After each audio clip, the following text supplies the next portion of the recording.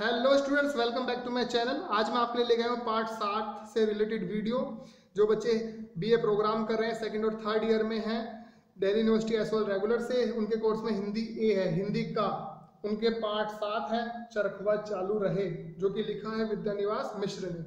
आज इसी से रिलेटेड ये वीडियो है, अच्छे से समझिएगा। इसका मैं पाठ का सार और जीवन परिचय जो है हमारे लेखक का, दोनों ही आपको बताऊंगा। वीडियो शुरू करने से पहले आपसे रिक्वेस्ट करूँ, वीडियो पसंद आए तो वीडियो को लाइक जरूर करें। आपका लाइक मुझे बहुत सपोर्ट करता है, मुझे बहुत खुशी मिलती है।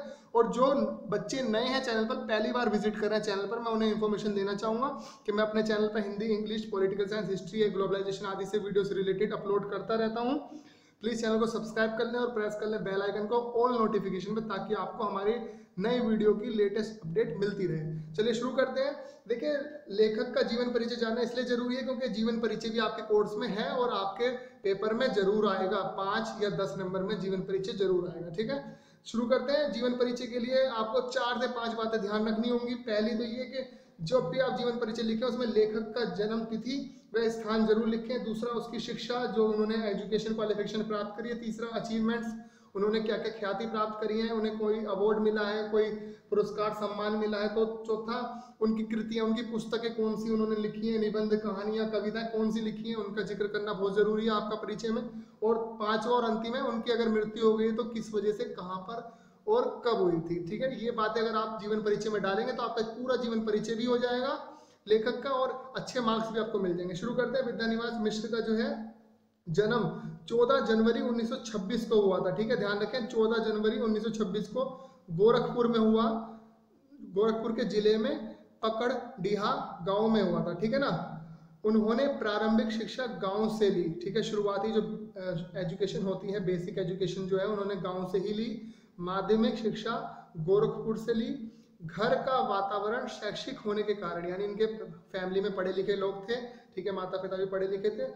इन्हें संस्कृत भाषा और साहित्य का प्रारंभिक ज्ञान घर पर ही प्राप्त हो गया, यानी कि घर के वातावरण की वजह से इन्हें संस्कृत भाषा, ठीक है, और साहित्य का प्रारंभिक ज्ञान घर पर ही प्राप्त हो गया। इस तरह शास्त्रीयता का बीज, यानी शास्त्रों का बीज, शास्त्रों का ज्ञान इन्हें बचपन से ही हो गया था, और इनके व्यक्तित्व में भी वह पनपने लगा था, दिखाई भी देता था इनके चरित्र में। ठीक है ना। 1945 में प्रयाग विश्वविद्यालय से संस्कृत में स्नातकोत्तर की, ठीक है, पीएचडी की उपाधि गोरखपुर से प्राप्त की। इसके बाद विंध्य प्रदेश और उत्तर प्रदेश राज्यों के सूचना विभागों में कुछ समय तक कार्य किया। ठीक है, ध्यान रखें, इन्होंने उसके बाद विंध्य प्रदेश और उत्तर प्रदेश राज्यों के सूचना विभाग में कुछ समय तक कार्य किया।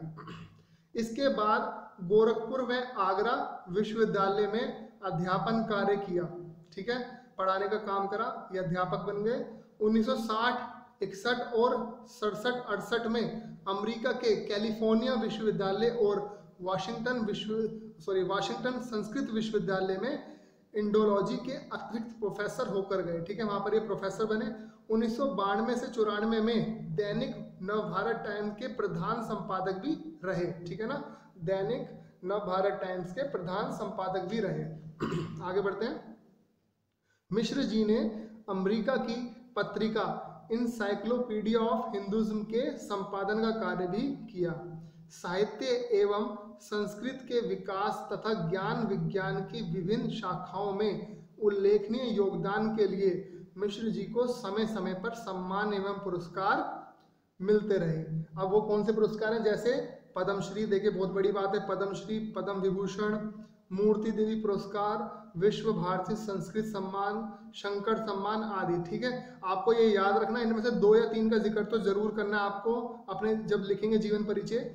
ठीक है, इनका निधन 14 फरवरी 2005 को एक सड़क दुर्घटना में हो गया। ध्यान रखें, इनका निधन 14 फरवरी 2005 को एक सड़क दुर्घटना में हो गया। इनके द्वारा रचित मुख्य कृतियां, ठीक है, वो इस प्रकार हैं: तुलसी मंजरी, चंदन चौक, अंगद की नियति, अग्निरथ, साहित्य की चेतना, हिंदी की शब्द संपदा आदि। ठीक है ना, मैंने इनमें से बहुत सारी थी, मैंने कुछ ही इंपॉर्टेंट निकाल के डाली हैं। आप इसमें से 3-4 जरूर डालें आप जब जीवन परिचय लिखें। ठीक है ना, तो यहाँ हमारा जीवन परिचय इनका खत्म होता है, विद्यानिवास मिश्र का। आई होप आपको समझ आ गया होगा जीवन परिचय। अब हम बढ़ते हैं पाठ के सार की तरफ। चरखवा चालू रहे, ठीक है ना। देखिए चरखवा चालू रहे, भारतीय स्वाधीनता संघर्ष का चरखों से बहुत गहरा संबंध है, ठीक है ना। हमारे स्वतंत्रता संग्राम का, स्वाधीनता संघर्ष का चरखों से बहुत गहरा संबंध है। चरखा स्वावलंबन का प्रतीक है, ठीक है ना। कपास की खेती, सूत की कताई और बुनाई में तीनों चीजें विश्व सभ्यता को भारत की देन है, ठीक है ना। विश्व को ये तीनों चीजें भारत के द्वारा दी गई है। पूर्वी उत्तर प्रदेश और बिहार के मध्य वर्ग की स्त्रियों ने अपने रोजाना के जीवन में चरखे को जोड़ रखा था, ठीक है ना। ध्यान रखें कि उस समय पूर्वी उत्तर प्रदेश, बिहार के मध्य वर्ग की स्त्रियों ने अपने रोजाना के जीवन में, यानी रोजमर्रा के जीवन में चरखे को जोड़ रखा था। चरखे पर वो कार्य करते थे, ठीक है ना, सूत काटना, ठीक है ना। चरखे से संबंधित इस प्रस्तुत लेख में विद्यानिवास मिश्र ने कपास से सूत बनाने की संपूर्ण प्रक्रिया को अपूर्ण क्षमता के साथ शास्त्रीय अभिव्यक्ति की है, ठीक है ना। तो विद्यानिवास जो मिश्र जी हैं, लेखक हैं, उन्होंने इस चरखे की पूरी प्रक्रिया को कहानी के माध्यम से अपने शब्दों में यहाँ पर प्रस्तुत किया है। विद्यानिवास जी जीवन के गहन अन्वेषण दृष्टि वाले साहित्यकार हैं, ठीक है। दूरदृष्टि रखते हैं ये अच्छी, और अपने चिंतन से, अपने विचारों से, अपने जो कहानियां, कविताएं, जो निबंध पुस्तकें लिखते हैं, उनमें इनके विचार, अपने विचार को प्रस्तुत करते हैं, ठीक है। उन्होंने समाज में सामान्य माने जाने वाली घटनाओं को अपने शब्दों में प्रस्तुत किया, यानी कि जो समाज में इजी घटनाएं होती हैं, छोटी मोटी घटनाएं होती हैं, उन्हें भी अपने शब्दों से एक रूप देकर प्रस्तुत किया है, ठीक है, जो कि बहुत इंटरेस्टिंग बन जाती है, फिर उन्हें पढ़ने में अच्छा लगता है। इसी तरह से चरखा काटने की प्रक्रिया के माध्यम से लेखक ने हिंदी की समृद्ध शब्द संपदा से पाठकों को परिचित कराने का महती कार्य सहज भाव से किया। यानी चरखे की प्रक्रिया के द्वारा जो लेखक हैं, उन्होंने हिंदी की जो महत्वता है, समृद्ध है हिंदी जो, उसके बारे में हमें नॉलेज देने का कार्य किया, ठीक है।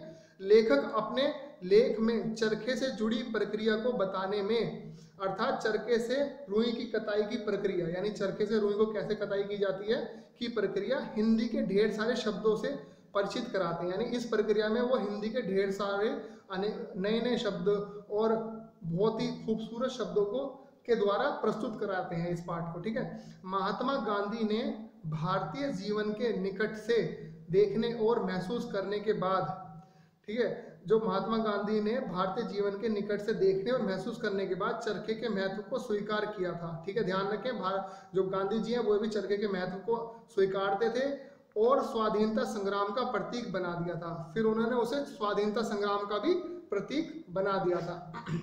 जिस प्रकार सूत काटने के लिए सतत परिश्रम एक निरंतर लक्ष्य की ओर दृष्टि टिकी रहती है। देखिए जब सूत काटते हैं तो एक मेहनत लगती है बहुत ज़्यादा, उसमें सतत परिश्रम लगता है और निरंतर एक लक्ष्य की ओर देखना होता है। उसी प्रकार की परिश्रम और एक निष्ठता से ही स्वतंत्रता प्राप्त की जा सकती है, और स्वतंत्रता प्राप्त की गई। हमारे यहाँ पर जो हमारे भारत जब स्वतंत्र हुआ तो वो भी कड़े मेहनत परिश्रम के द्वारा ही और एक निष्ठा के द्वारा ही हमने स्वतंत्रता प्राप्त की, ठीक है। वस्तुतः इस लेख का उद्देश्य पाठकों को इस तथ्य से परिचित कराना है कि हिंदी अपने ही क्षेत्र में कितनी अपरिचित है, ठीक है ना। जो हिंदी है वह अपने क्षेत्र में ही कितनी अपरिचित है।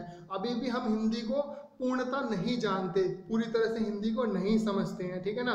तो इस लेख के माध्यम से, इस पाठ के माध्यम से लेखक जो है चरखे के माध्यम से हमें हिंदी की महत्ता तो बताता है, ठीक है। हिंदी की इंपॉर्टेंस को समझाता है, किस तरह से हिंदी एक व्यापक है और चरखा स्वतंत्रता संग्राम से किस प्रकार रिलेटेड है, जुड़ा हुआ है। आई होप आपको पाठ का सार समझ आ गया होगा। वीडियो भी पसंद आई होगी। वीडियो पसंद आई हो तो प्लीज़ वीडियो को लाइक जरूर करें।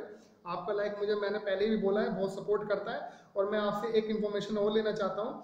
मैंने एक सिलेबस से रिलेटेड पहले ही वीडियो बनाई थी जिसमें हिंदी ए का पूरा सिलेबस बताया था ग्रामर के साथ और साहित्य के साथ, ठीक है। उसमें ग्रामर पोर्शन में कई बच्चों ने मुझे कमेंट किया है कि काफ़ी चीज़ें मैंने मिस कर दी हैं, यानी कि ग्रामर पोर्शन में और भी कुछ चीज़ें आ रही हैं जो मैंने उसमें नहीं बताई है। तो आप मुझे वो टॉपिक्स भी कमेंट करके बताइए कि कौन से पोर्शन है जो मैंने ग्रामर की उसमें सिलेबस में नहीं बताया, फिर मैं उनकी वीडियोस भी आपके लिए जल्द ही बना दूंगा। ठीक है ना, नई वीडियो के साथ मैं दोबारा मिलता हूँ आपसे, तब तक के लिए बाय बाय।